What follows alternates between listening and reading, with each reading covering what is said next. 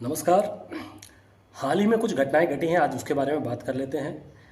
आज से लगभग 15 से 20 दिन पहले या एक महीना पहले बीकानेर के लूणकरसर गांव के पास आपने देखा होगा कि ज़मीन में एक गहरा गड्ढा पड़ गया था और ज़मीन अंदर 200 फुट धंस गई थी।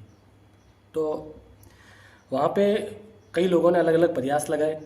किसी ने कहा तो ये तो कोई अवतारिक चीज़ थी, इस वजह से हो गया। किसी भाई ने कहा कि यहाँ तो कोई साधु ने अपना जो घुटना है वो मारा था, उसकी वजह से ही गड्ढा हो गया है।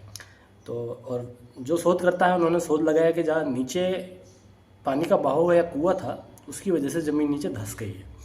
तो अलग अलग प्रयास चल ही रहे थे। इसके बीच बाड़मेर में एक घटना घट गई है, जहाँ बाड़मेर में 2 किलोमीटर लंबी दरार पड़ गई है ज़मीन के अंदर और काफ़ी ज़मीन फट भी गई है। तो अब वहाँ के लोग भी प्रयास अलग अलग लगा रहे हैं।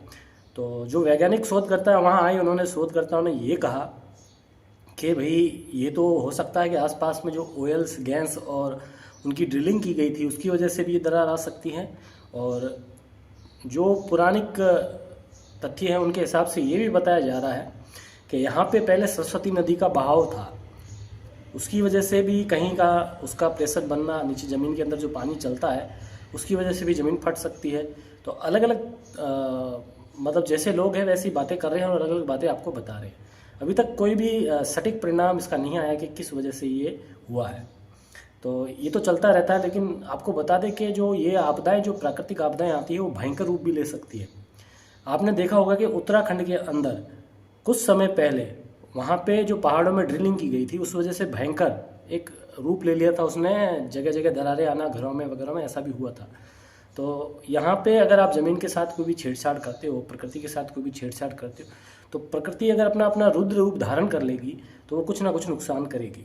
जिस तरह से अभी आपने बीच में घटना देखी थी कि बादलों से ज़बरदस्ती बरसात करवाई गई थी, तो उसका नतीजा दुबई को भी भुगतना पड़ा था। मतलब कि उन्होंने जो बादल थे उनमें प्राकृतिक रूप से बरसात नहीं हो रही थी वहाँ भी, तो उन्होंने क्या किया, बादल में एक नमक और एक केमिकल्स आते हैं, उन केमिकल को बादलों के ऊपर छिड़काव किया, जिसकी वजह से जो भाप थी वो एकदम से पानी के रूप में बरसना शुरू हो जाती है, बूंदें पड़ना शुरू हो जाती है। तो वो बहुत ही ज़्यादा उन्होंने प्रयोग किया वहाँ पे, उसकी वजह से वो आपदा आई थी। तो ऐसी कई आपदाएं चीन में भी आ चुकी है और भी कई जगह पे आ चुकी है, जैसे जैसे प्रयोग किए गए हैं। तो प्रकृति के साथ खिलवाड़ करना बहुत ही भारी पड़ सकता है। तो कहीं ना कहीं जो प्रकृति प्रेमी है वो इससे नाराज़ भी है कि इस तरह के जो खिलवाड़ है ज़मीन के साथ या प्रकृति के साथ ना किए जाए, क्योंकि ये आपको नहीं, कहीं आसपास के लोगों को ज़्यादा नुकसान पहुंचाएगा।